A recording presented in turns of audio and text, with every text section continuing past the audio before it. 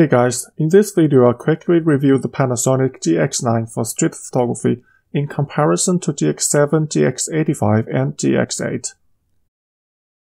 I've read a few reviews of GX9 but always felt they lack something that one knows only after using the camera for a while. Instead of some review comments after unboxing and holding the camera for a little while, you can get the same conclusion by just looking at pictures of the camera and reading its user manual. The first thing I found that's different from previous model is that the tilted EVF no longer clicks when you fold it back in. It can be flipped more smoothly, which is a small improvement for street photography, but obviously the EVF isn't as good as the one on GX8, and Panasonic offers an optional larger eyepiece to compensate. I haven't used it. Some review says with the additional eyepiece on, looking through the EVF feels like looking through a tunnel. I don't know if that means good or bad, but it's certain that will make the EVF more obtrusive. The GX9 has a 20 megapixel sensor which has the same resolution as the GX8, 4 megapixels more than GX7 and GX85. It won't make huge difference, but I do notice that the new sensor, along with removed anti-alias filter, as well as reduced shutter shock, together produces sharp images which I've hardly seen on previous models. The shutter sound is much better than GX7, which sounds like a machine gun. In fact, since GX85, the shutter sound has been improved due to the new electromagnetic shutter mechanism, which was introduced to eliminate shutter shock. Here we could see the difference of strategy between Panasonic and Olympus. Olympus used to have shutter shock in their cameras as well, especially their EP5, which led to quite a few negative reviews after it was released. They fixed it by having a delay after pressing the shutter button.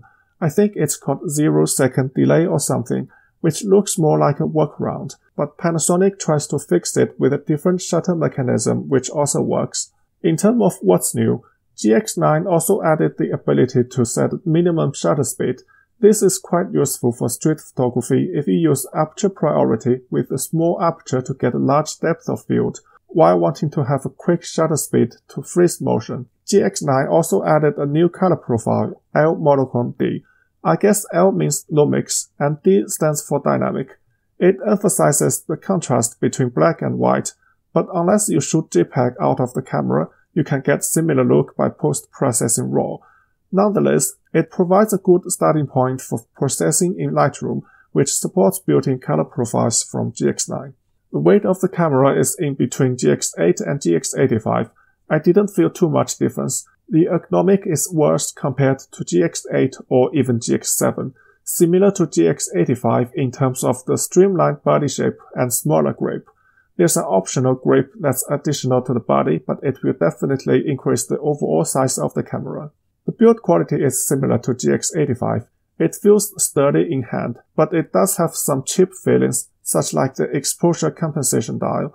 Its edge feels too sharp that it almost cut my finger. Maybe this is good wish from Panasonic that having sharp corners can help taking sharp photos. The camera comes with the 12-32 kit lens. There's no body-only option here in Australia. The kit lens is actually quite good.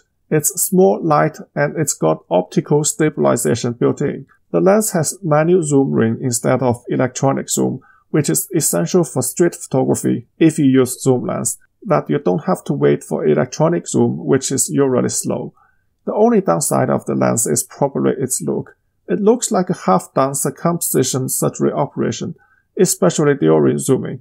It's said that you are what you eat, so we leave it on the jelly made from tortoise plastron to make it feel better.